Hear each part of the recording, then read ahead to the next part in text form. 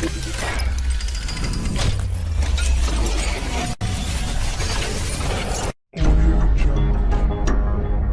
balima Mali kunnafoni TV lajɛbagaw an ka foli ni waleɲuman dɔ m'aw ye f'aw sigiyɔrɔw la. An b'a yira aw la k'a fɔ ani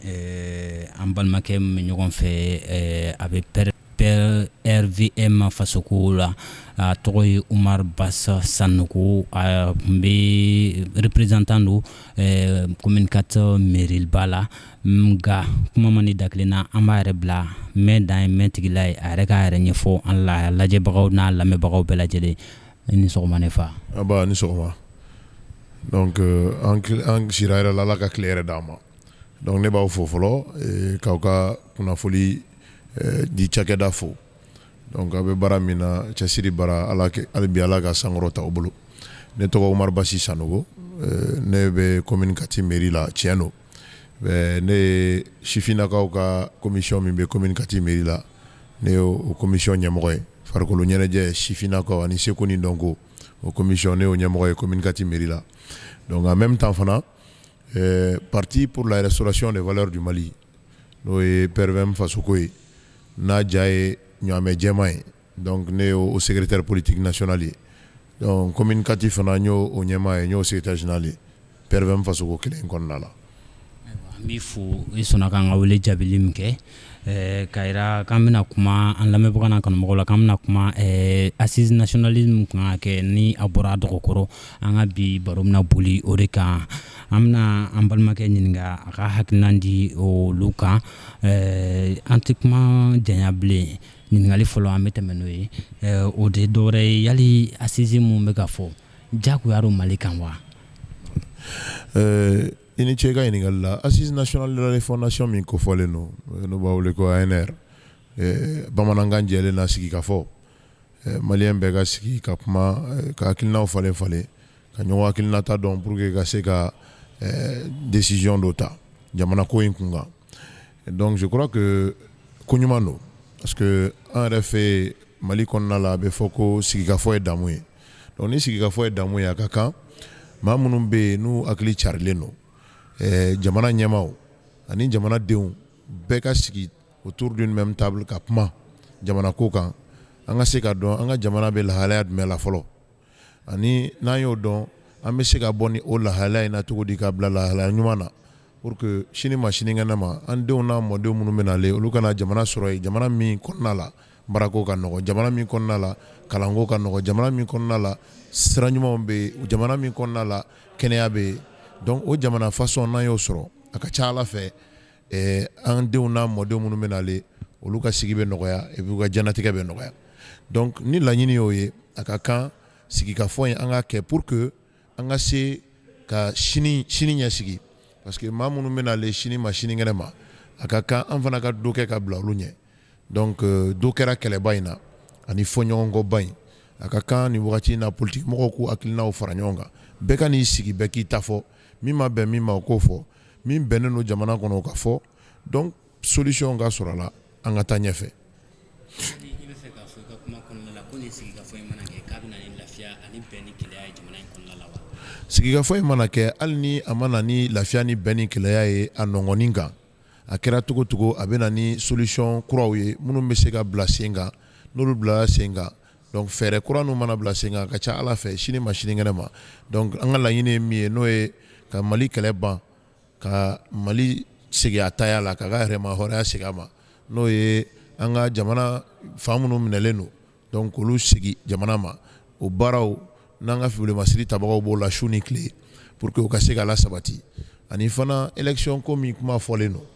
ni san o san san duuru élection kan ka kɛ Mali la donc élection hukumu kɔnɔna la an y'a ye k'a fɔ depuis démocratie fanga nana élection kɔni bɛ kɛ mɔgɔw bɛ gagner an bɛ fanga sigi mais an y'a ye k'a fɔ fanga daraki fila bɛɛ kɛra démocratie fanga kɔnɔna la donc o b'a yira k'a fɔ ko démocratie jɔsen minnu b'a la ni olu kan ka lawaleya ka tila ka labato an y'a ye k'a fɔ o caman bɛ fiɲɛ b'a la donc ni fiɲɛ b'a la insuffisance fana b'an ka sariya gafew kɔnɔ donc n'o y'an ka sariya sunba ye n'an ma baara kɛ pour que ko insuffisance in bɔ yen est-ce que Maliko a se ka ɲɛ ya.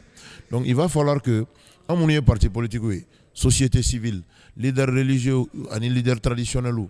bɛɛ ka fara ɲɔgɔn kan, jamanadenw bɛɛ ka na autour d'une même table an ka sigi ka kuma pour que ka se ka fɛɛrɛ sɔrɔ an ka siniɲɛsigi la. Sinon siniɲɛsigi pour que k'a labɛn bɛɛ hakilina kan ka taa ba la o. Pour que bɛɛ hakilina ka taa ba la fo bɛɛ ka ɲininka. Donc pour que bɛɛ ɲininka cogo ye mun ye fo an ka sigi ka kuma. Donc ne miiri la sigi ka kuma ye nafaba de b'a la. Ayiwa n'a bolodara sisan nɔ a ka tɔn n'o ye a ka parti yali aw bɛ taa wa? An bɛ taa assise nationale de la refondation na. Pɛrɛmɛ fasoko yɛrɛ pɛrɛlen don kosɛbɛ parce que an kɛlen ka proposition caman kɛ. Hakilina caman b'an bolo an bɛna minnu fara jamana ko in kan mun b'a to jamana in a mɛnna sɛgɛn na sa a bɛ se ka bɔ dingɛ kɔnɔna la ten. Hakilina camanba b'an na. Organe unique de gestion des élections comme il fɔra a mɛnna o tun ye PRVM hakilina ye o. Donc ni o ye PRVM hakilina ye dɔ wɛrɛ fana bɛ yen o y'an hakilinaba dɔ ye an y'a fɔ k'an ka taa 4ème république la sariya sunba min bɛ yen a ka falen an ka na 4ème république la pour que fɛn caman bɛ yen an ka se k'o ɲɛnabɔ parce que hali n'an ye sariya gafew ta a caman tant que sariya sunba ma falen a dɔw tɛ se ka waleya. Donc il va falloir que an k'o baaraw bɛɛ kɛ pour que an ka se Mali ka se ka jɔ sen kelen kan an ka se ka taga ɲɛ. An y'a ye sisan k'a fɔ ko a bɔra dɔgɔkɔrɔ yali o bɔli dɔgɔkɔrɔ min filɛ nin ye aw fɛla ani aw hakilina ye jumɛn a la? A bɔra dɔgɔkɔrɔ min kɛra koɲumanba don parce que hali bi jamanaden dɔw tun bɛ yen olu tun b'a faamu olu tun bɛ dusukun kamikaminen don a ko la olu yɛrɛ communiqué caman kɛra parti politique dɔw fɛ donc olu y'a jira k'a fɔ o kulu ninnu y'a jira k'a fɔ olu tɛ taga la parce que tout simplement olu ma bonya a baara kɔnɔ bon n'a bɔra dɔgɔkɔrɔ pour que o ko ta ba la pour que o kulu ninnu ka taa olu nɔfɛ Mali ko in a kana fɔ mɔgɔ si kɔ bɛɛ sen ka don a la parce que an ko de ko refondation ni ko refondation a tɛ se ka kɛ maliden dɔ kɔ ka dɔ to yen bɛɛ de bɛ fara ɲɔgɔn kan ka bila hakilina kelen kɔnɔ an ka se ka kuma ɲɔgɔn fɛ Mali gɛlɛyara cogo cogo malidenw de b'a dilan o donc ni ko gɛlɛyara anw ni ɲɔgɔn cɛ cogo cogo an man ka se ka dɛsɛ ka sigi ka kuma pour que ka fɛɛrɛ sɔrɔ an ka tagabolo an'an ka ko kɛtaw la donc ne kɔni bɛ min ɲini n bɛ weleweleda min kɛ parti politique olu ma vraiment a bɔli min filɛ a dɔgɔkɔrɔ président Assimi ka volonté de don donc n'a y'o kɛ o b'a jira k'a fɔ a bɛ démarche d'inclusivité de kɔnɔ donc u k'a lajɛ hali bi an ka sigikafɔ in kɛ parce que sigikafɔ in de b'a to an bɛ se ka ɲɔgɔn faamu Mali bɛ se ka avancer dɔw bɛ n'a fɔ dialogue national inclusif kɛra ka ban dialogue national inclusif nafa yira o parce que kuma fɛn fɛn fɔra a kɔnɔ o de kɔnɔna la a fɔra ko ka révision constitutionnelle kɛ o de kɔnɔna la a fɔra ko ka accord pour la paix et la réconciliation révisé o donc bi maliyɛn bɛɛ t'o kuma kelen na wa n'an ye sigikafɔ wɛrɛ kɛ ni hakilina wɛrɛw fana bɛ yen an tɛ n'o da tabali kan o fana tɛna wajibiya wa maliyɛnw tɛna o fana laɲini sini ma sinikɛnɛ ma donc je crois que sigikafɔ ye damu ye toujours parce que n'i sigira ka kuma i fɛla dɔ bɛ yen i bɛ taa sɔrɔ i ɲinɛ n'o kɔ dialogue national inclusif la a ka ca ala fɛ n'i nana n'a hakilina i bɛ se ka ɲɛfɔ assise nationale de la refondation kɛnɛ kan donc an k'an jija vraiment maliyɛn bɛɛ ka na an ka sigikafɔ in kɛ sigikafɔ ye damu ye n bɛ segin a kan tuguni.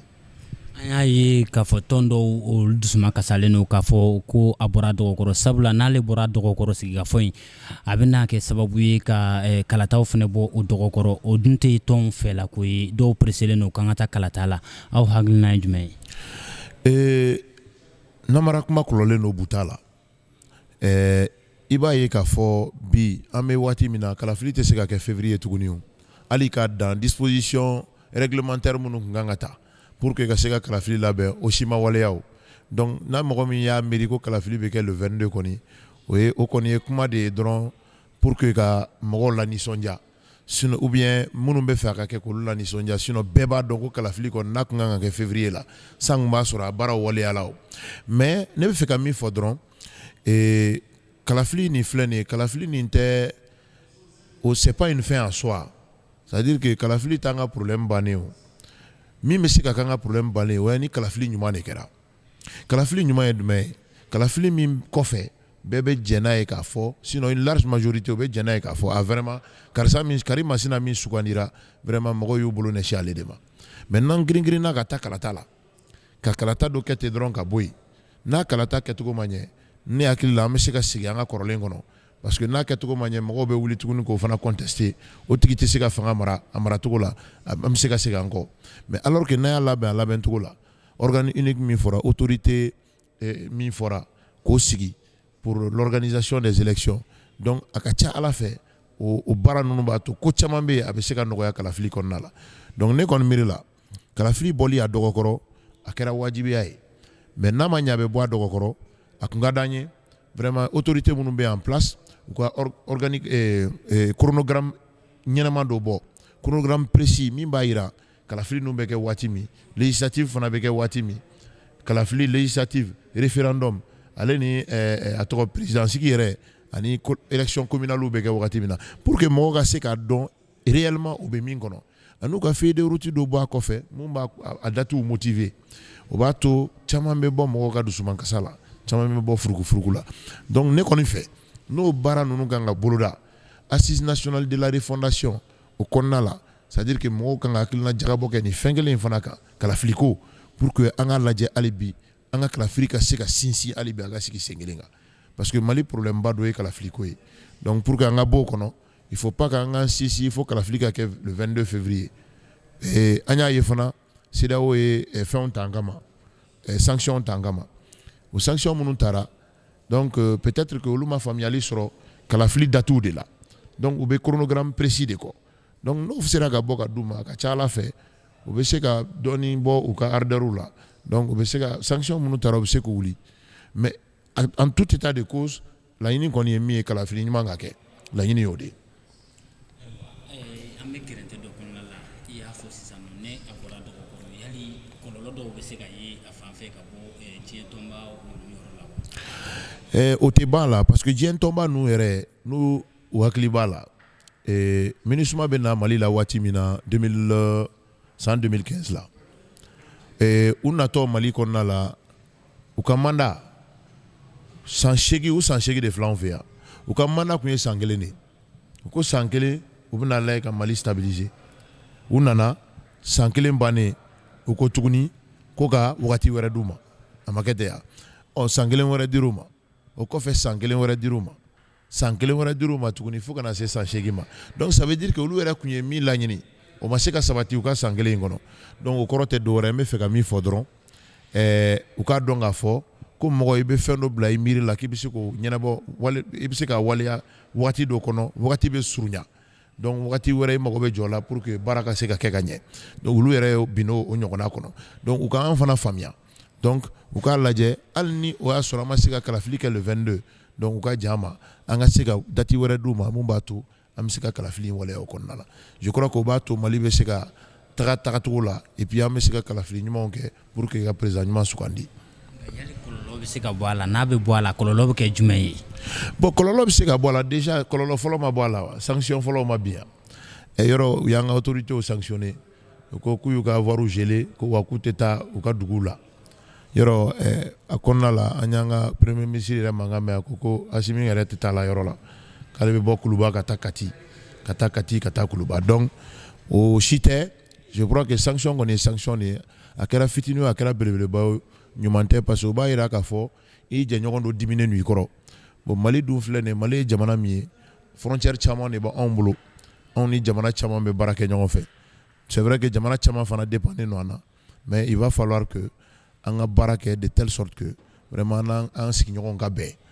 an ka laɲini fana y'o de ye donc pour que an n'olu ka bɛn il va falloir que an fana ka sira dɔ taama u bɛ sira minnu faamuya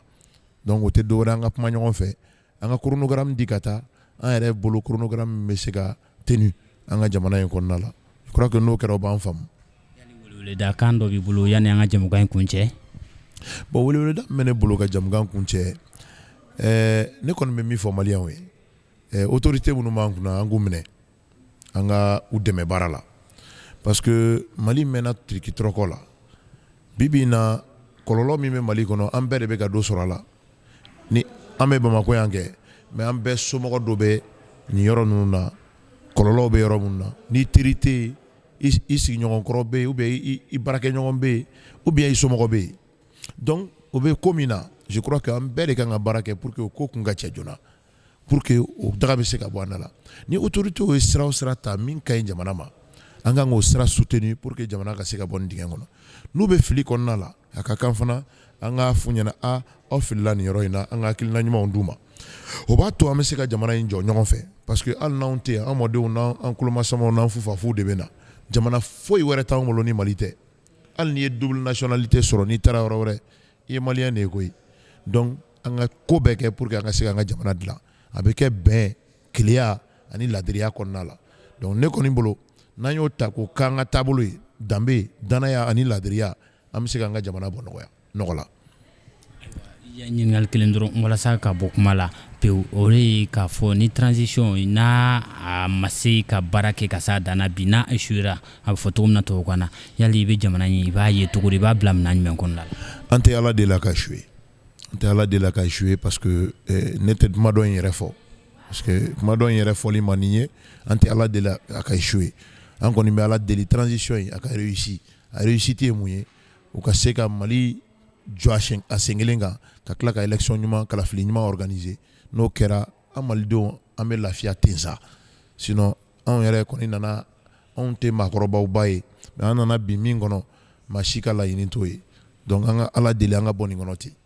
An b'i fo k'i waleɲuman dɔn an b'an lajɛbagaw ni an lamɛnbagaw bɛɛ lajɛlen fo k'a yir'u la k'a fɔ ani Umaru Basa Sanogo de tun bɛ masala in na an ka jɛmukan ni Ala ma basi kɛ an bɛna wagati wɛrɛ ɲini ka sina masala wɛrɛ kɛ ani ale mɔgɔ kelen fɛ tuguni n'o Umaru Basi ye an b'aw fo ka waleɲuman dɔn aw k'an bɛn a ɲɔgɔn wɛrɛ ma.